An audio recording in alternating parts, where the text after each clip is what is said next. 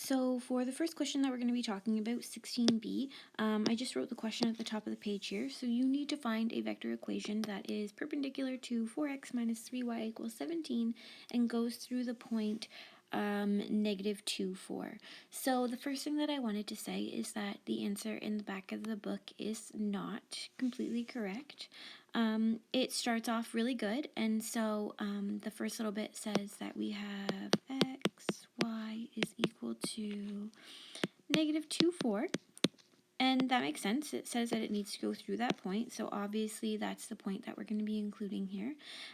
Plus a parameter. They use t, so I will too. You could use any letter you wanted. And we need a vector here that's going to be perpendicular to this line right here. So this line has the direction of 4, negative 3. Now in the back of the book, for the answers, they say they use the negative 4, 3 as the direction.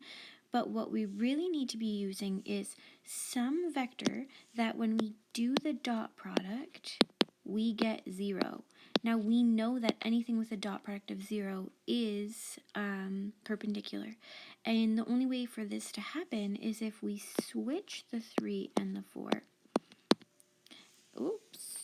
And then we need to be thinking about our positives and negatives. So right here we have 4 times 3 is 12, plus negative 3 times 4 is negative 12, which is 0, so we're good.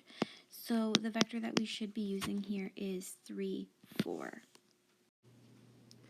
So for 16e, we have to determine a vector equation that has the same x-intercept as this first equation and the same z-intercept as this second equation right here. So basically, we know a couple of things. So we know that we need to include this point right here because this already is an x-intercept. I know because my y and my z are 0. And we need to include the same z-intercept as the second equation. And so when I look at this right here, I know that that point that I need to include is this. So this is the solution in the back of the book that you see right here. I'm just going to explain how they got that. Technically, this first point could be either the x-intercept point or the z-intercept point. It really doesn't matter. They just picked the z. And in order to get the direction vector, they just simply did what you always do to define your direction vector. I'll call this one A and I'll call this one B. And what they did, was find AB. So 0 take away 3, 0 take away 0, and negative 3 take away 0. And they used this as their direction vector after their parameter t. Okay, so here's question 9a from section 1.3, I think it was. Yep. So this question, I think that you're probably just overthinking it. We need to find the A so that these lines intersect at only one point. So we know that there's options. Options like they could never intersect, and options like they could intersect an infinite amount of times because they're the exact same line. But what we know is that if these were to intersect at only one point, they cannot be scalar multiples of each other. So when I take a look at this direction vector right here and this direction vector right here, in order to get from the 3 to the negative 12, we would have to multiply this by a negative 4. Now, if this were also multiplied by negative 4, so 5 times negative 4, negative 20. So if A were to equal negative 20, then the direction vectors would be multiples of each other. The lines would never intersect. And so what we know is that A can be anything except negative 20. There really is no math other than to recognize that in order to get from this direction vector to this direction vector, multiplying by negative 4 would give you scalar multiples. So the next thing that I wanted to talk to you about isn't really a question. It just was something that you said that I kept trying to think about, and had we been in person, I think I would have been able to answer this for you right away. We were talking about a normal vector and a direction vector. So you said A, B, B, negative A. I think I know what you're finally talking about. if you have a point AB and this is your direction vector, if you want to find the normal, then absolutely you can switch them and make one of them negative. It doesn't have to be the A, it could be the B, or it could be the A. So if this is what you were talking about, then absolutely it's true. I think you said you were going to scratch that idea. But again, now that I go back and think about it, I thought you were talking about 2 points and I was very confused, and now this is absolutely true. So the next question is question 7. This is the one that you have to find the value of A that makes an angle of 60 degrees. So when I'm looking at these two lines, I can get normal 1 is equal to the coefficients of my x and my y term. So 1, 2. And same thing for normal 2 for A. Now, since I see angle of 60, like I kind of mentioned to you quickly in the virtual classroom, we are going to be using this formula, n1 dot n2 over the magnitude of n1 times the magnitude of n2.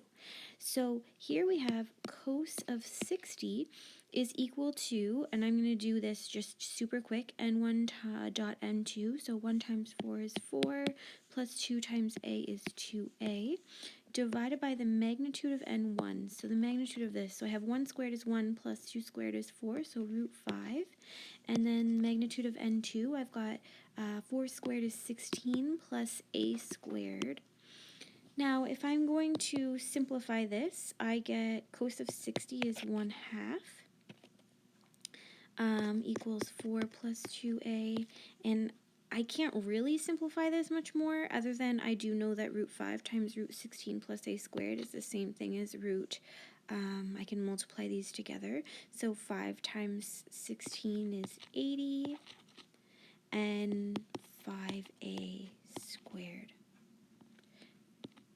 Now I'm going to just move this to the next page so that you can see what's going on. So I would recommend you writing down what I have here because I am going to be moving on. Okay, so continuing on from the last page, I just rewrote this last line just so you knew where we were. What I'm going to do is just cross multiply this. So I've got a root 80 plus 5a squared is equal to 2 times the top, so 8 plus 4a. Now, in order to get rid of the square root on this left-hand side, I'm just going to go ahead and square both sides. Now, the squaring of the left just gets away, or takes away the square root. So I'm left with 80 plus 5a squared. And when I square on the right, I can't just, square each term. I will have to FOIL that out. I'm just going to quickly do that for you right here. So I will get 64 plus 64a plus 16a squared. Now I'm going to go ahead and I'm going to move everything to one side, and so I'm going to get 0 is equal to, I've got a 16a squared, that will become a minus 5a squared, so an 11a squared. I've got a 64a, and then I've got a, I don't know why this doesn't say, oh, it just looks really ugly. This should be a 64. A 64 minus an 80, so I will get a negative 16. Now, I still don't know what a is. I can't factor this, so I will need to use the quadratic formula. I'm going to let you do that. I did check it, and you will get the right answer, though, compared to the answers or the solutions that they have. So just go ahead and plug that in to your quadratic formula.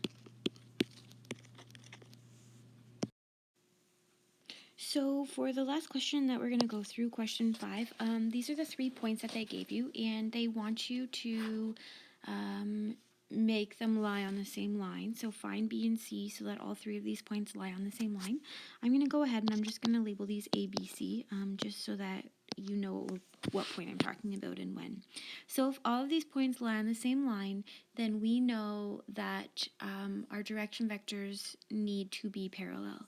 So we need to have AB and AC being scalar multiples of each other so that we know that they're the same direction vector. Now, we already calculated AB in virtual classroom. Just to quickly go over it again, we're going to take point B, subtract point A, and we're going to get 2, 17, negative 11. And we're going to do the exact same thing with AC. And so we're going to get 80 minus 6, so nope. 80 minus 4, so a 76, a B minus 2, and a C minus 7.